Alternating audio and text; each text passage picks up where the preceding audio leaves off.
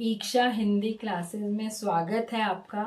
आज हम इस वीडियो में सूर्यकांत त्रिपाठी निराला द्वारा रचित कविता अट नहीं रही है पढ़ेंगे। इन्हीं के द्वारा लिखित कविता उत्साह हमने पिछले वीडियो में पढ़ी थी और जिसमें निराला के जीवन का और साहित्य का परिचय भी दिया गया था। तो हमने देखा था कि निराला जी ने अपनी कविताओं में प्रकृति को भी स्थान दिया है। प्रकृति प्रेमी कवि थे निराला। छायावाद के कवि होने के कारण इनकी विशेषता थी कि इन्होंने प्रकृति को बहुत नजदीक से देखा और उस पर कई रचनाएं लिखी थी। तो अट नहीं रही है कविता भी उनमें से एक है, जिसमें उन्होंने फागुन के महीने का वर्णन किया है।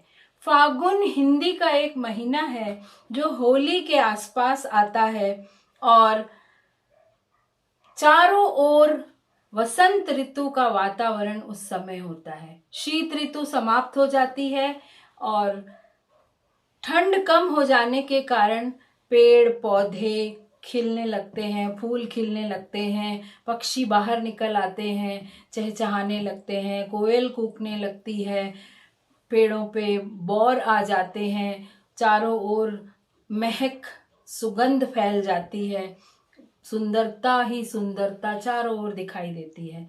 तो उस समय का वर्णन, उस वसंत ऋतु का, फागुन के महीने की उस वसंत ऋतु का वर्णन कवि ने इस कविता में किया है। कवि कहते हैं कि फागुन की सुंदरता इतनी अधिक है, वसंत ऋतु की सुंदरता इतनी अधिक है गाँव में कि वह अट नहीं रही है। अटना यानी फिक्स होना, कहीं पर फिट हो जाना, कहीं पे पूरा आ जाना, समा जाना। जैसे कोई चीज पूरी नहीं आती, किसी जगह कम पड़ती है तो हम कहते हैं ये चीज इसमें अट नहीं रही है, इसमें पूरी नहीं आ रही है। वही बात यहाँ कह रहे हैं कि सुंदरता इतनी अधिक है कि उसे जगह कम पड़ रही है अपनी सुंदरता को दिखाने के लिए। अट नहीं रही है आभा फागुन की, तन सट नहीं रही है। आभा कहते हैं चमक, सौंदर्य। तो ये फागुन की सुंदरता, फागुन की चमक इतनी अधिक है कि फागुन का ही शरीर कम पड़ रहा है। फागुन महीना जो है, वसंत ऋतु जो है, वही उसका शरीर, तन शरीर कम पड़ रहा है।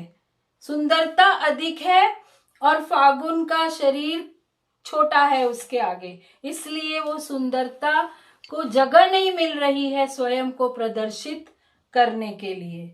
आभा फागुन की तन सट नहीं रही है। इसका अर्थ यहाँ पर हम ये लेंगे कि बहुत अधिक सुंदरता फागुन के महीने में प्रकृति में दिखाई दे रही है, जिसका वर्णन नहीं किया जा सकता। शब्द भी कम पड़ जाएंगे जिसके लिए, इतनी सुंदरता है। फिर कहते हैं कहीं सांस लेते हो, घर घर भर देते हो। फागुन को ही कह रहे हैं, वसंत ऋतु को ही कह रहे हैं कि हे वसंत ऋतु, तुम सांस लेते हो तो घर भर जाता है। किस चीज से?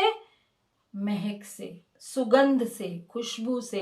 कहने का अर्थ क्या है कि वसंत ऋतु में इतने फूल खिलते हैं, इतने पेड़ों पर मंजरियां आ जाती हैं, बौर आ जाते हैं कि जहां भी जाओ, चाहे घर के अंदर रहो चाहे बाहर रहो, सुगंध उसकी फैली होती है चारों तरफ वसंत ऋतु में प्रकृति की। कहीं सब्जियों की खुशबू आ रही है, कहीं फूलों की खुशबू आ रही है। तो कहते कहीं सांस लेते हो, घर घर भर देते हो। ऐसा लगता है वसंत ऋतु सांस ले रही है और उसकी खुशबू सारे घरों में, घर घर तक पहुंच गई है। केवल खेतों में, केवल बागों में, बगीचों में ही खुशबू नहीं रह गई वसंत की, उसकी खुशबू घरों तक भी पहुंच गई है।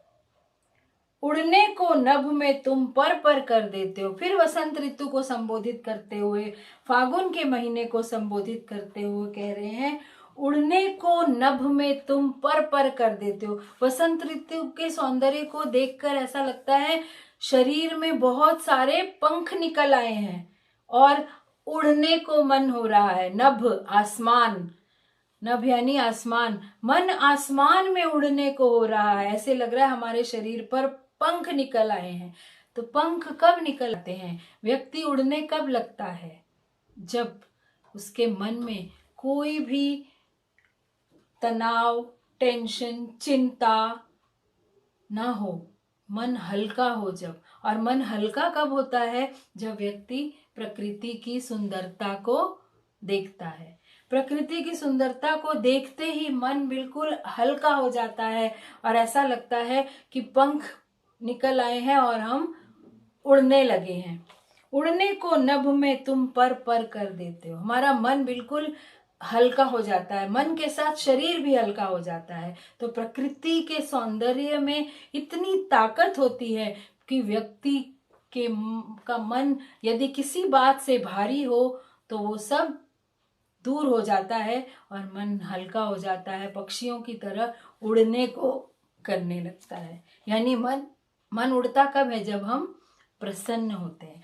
तो यहाँ पर कवि ये कहना चाहते हैं कि हम प्रसन्नता से ऐसा लगता है उड़ने लगे हैं।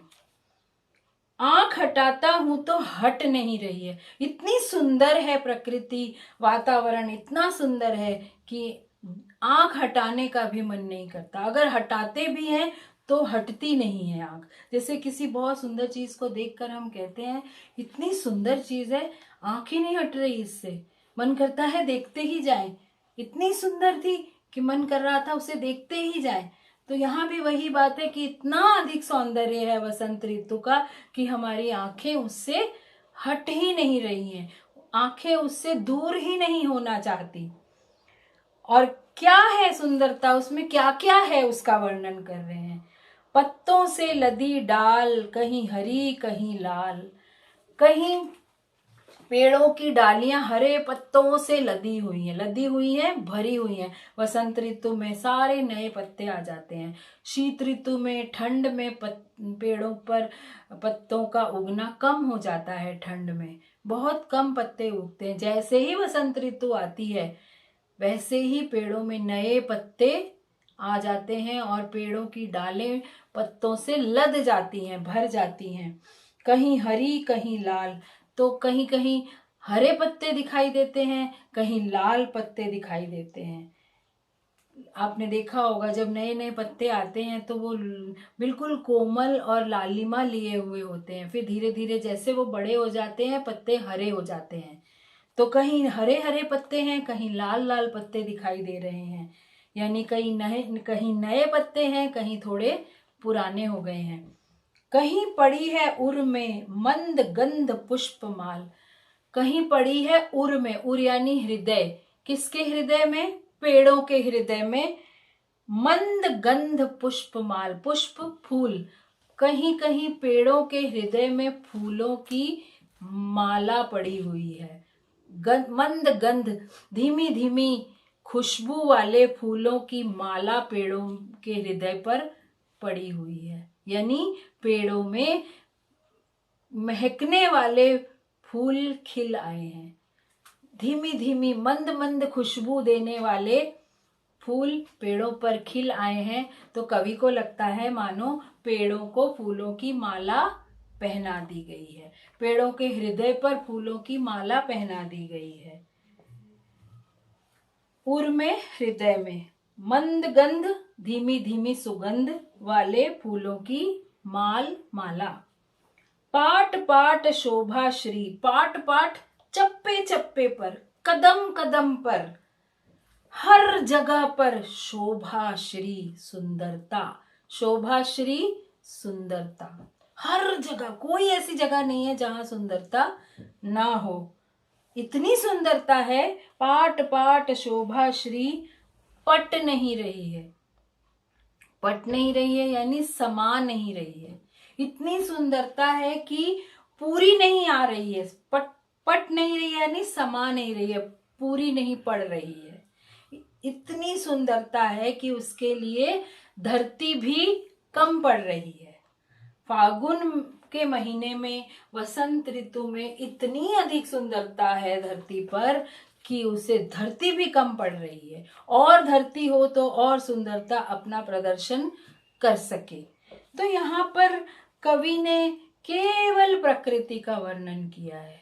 उनकी आंखों ने प्रकृति के सौंदर्य को देखा है, निहारा है और फिर उसकी प्रशंसा की है। छोटी सी कविता में वो ये बताना चाहते हैं कि वसंत ऋतु में गाँव में चित्रण कैसा होता है, गाँव का माहौल कैसा होता है।